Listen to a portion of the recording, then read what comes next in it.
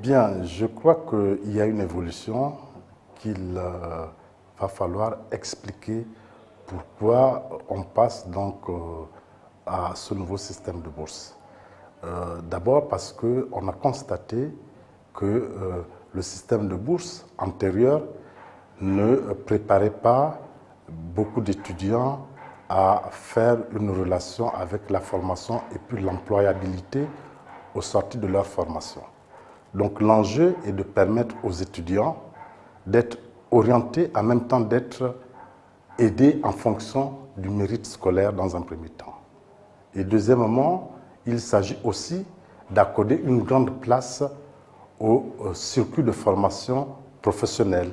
Là, un nouveau dispositif de bourse qui ne tient pas forcément compte de l'âge et qui ne tient pas forcément compte de la moyenne est mis en place, mais qui sera décliné prochainement par les autorités compétentes. Si on suit normalement sa scolarité, c'est-à-dire du primaire jusqu'en terminale, on peut avoir 17 ans. Ça veut dire que si on redouble une fois, on a 18 ans. Si on redouble deux fois, on a 19 ans. Vous voyez bien qu'on considère que dans la scolarité normale, malgré tout, un élève peut répéter deux fois. Et c'est pourquoi on a pris à un âge qui prend quand même en compte deux échecs, c'est-à-dire 19 ans. Mais il faut dire que parmi les bacheliers, c'est-à-dire les candidats au baccalauréat, on a quand même 15% d'élèves qui ont moins de 19 ans, c'est-à-dire qui ont entre 17 ans et 18 ans. Donc ce n'est pas rare. Et on a à peu près, on va dire, une bonne quarantaine d'élèves qui ont 40%, qui ont 19 ans. Ça veut dire que dans notre système éducatif, beaucoup d'élèves qui passent le bac ont justement entre 17 ans et 19 ans, sont à peu près à moitié que ceux qui ont plus de 19 ans. Ça veut dire que ce n'est plus rare d'avoir 19 ans, effectivement, lorsqu'on passe le bac. Et parmi les admis, il faut le dire, au baccalauréat, 45% des bacheliers de l'année dernière ont entre 17 ans et 19 ans. Vous comprenez que ce n'est pas rare, c'est pratiquement la moitié des bacheliers. Ça équivaut à peu près à 6 000 bacheliers qui ont entre 17 ans et 19 ans. Donc c'est très important de mentionner cela pour rassurer effectivement les candidats au bac qu'avoir 19 ans, et ce n'est pas rare, c'est la moitié des bacheliers de l'année dernière qui avaient pratiquement 19 ans. Bien, là aussi, il faut bien dire que le 12 concerne la moyenne au baccalauréat, c'est-à-dire à l'issue du premier tour, l'élève qui a eu 12, c'est cette moyenne-là dont il est question. Donc il n'est pas question de la moyenne obtenue pendant l'année scolaire, non, puisqu'au bac, on ne traite pas du dossier scolaire de l'élève. Le dossier scolaire de l'élève, c'est-à-dire ce qu'il a eu pendant l'année, est seulement pris en compte en cas de réclamation d'une note lorsque on estime que l'élève a été, par exemple, pénalisé et fait un recours. C'est à ce niveau-là qu'on regarde, effectivement, les notes qu'il a eues. Donc ça concerne essentiellement les notes obtenues au bac. Ça veut dire, ça équivaut à la mention « assez bien ». Et il faut dire que dans beaucoup de pays, justement, notamment des pays de notre sous-région, on accorde la bourse qu'aux meilleurs, c'est-à-dire ceux qui ont la mention « bien ». Nous, on estime qu'effectivement, il faut l'élargir à la mention « assez bien ». Je vais être un peu explicatif. Si on a 12 au bac et on a 19 ans, ça veut dire qu'on est prioritaire par la commission d'orientation, c'est-à-dire pour aller dans la filière en fonction de ses compétences, de ses moyens obtenus au bac. Mais ça ne veut pas dire que les autres ne peuvent pas justement s'inscrire à l'université, ceux qui ont 19 ans, ou bien ceux qui ont entre 19 ans et 20 ans, ils peuvent s'inscrire à l'université en fonction de leur profil. Seulement, ils peuvent rattraper la bourse pendant leur deuxième année s'ils ont obtenu, par exemple, s'ils ont obtenu les crédits pour passer en deuxième année, c'est-à-dire s'ils ont obtenu la moyenne qui leur permet de passer en deuxième année, ils peuvent avoir à nouveau la bourse. C'est-à-dire que ce système de bourse de 19 ans, 12, concerne l'entrée à l'université. Mais si un étudiant qui est rentré en première, qui est rentré à l'université et qui n'a pas eu la bourse, et qu'il a bien travaillé, mais il a la bourse l'année suivante, tout simplement, Donc, c'est pourquoi on dit que c'est une bourse au mérite, justement, qui favorise le travail, qui favorise la récompense au travail. Mais à côté de ça, et là, je voudrais aussi rassurer, c'est-à-dire ceux qui ont 20 ans et plus. Mais il faut comprendre que selon la loi d'orientation, ceux qui ont 20 ans et plus peuvent s'inscrire à l'université, mais plus ils sont mieux conseillés pour s'inscrire dans des filières, on va dire, professionnelles. Mais là, dans les filières professionnelles, ils peuvent obtenir la bourse, mais c'est une bourse professionnelle qui est plus souple au niveau des conditions d'âge.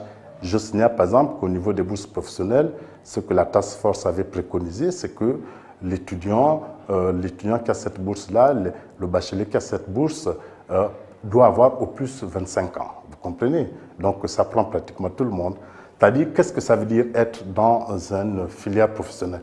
Si vous êtes par exemple inscrit, on va dire, à l'UTO, c'est un établissement de formation informatique qui se situe à Ovendo. C'est un établissement professionnel. Si vous êtes inscrit, par exemple, à l'IST, c'est un établissement professionnel. Vous avez 20 ans et vous avez 20 ans, 22 ans, vous admettez au concours. Mais vous êtes boursier. Voilà. Si vous vous admettez, par exemple, à l'école normale supérieure, vous avez entre plus de 20 ans, etc. Mais vous êtes boursier. Vous voyez, donc, il y a un dispositif de bourse dans les formations spécialisées qui ne tient pas, dont les conditions sont plus souples.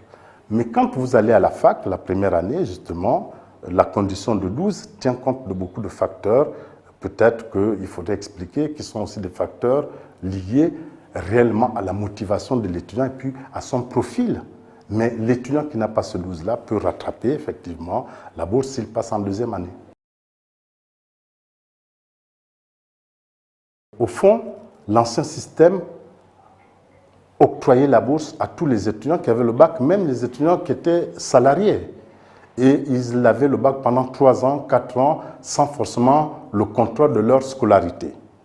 Résultat de course, l'étudiant pouvait sortir d'un circuit de formation, et c'est le cas par exemple dans les universités, il n'est même pas diplômé.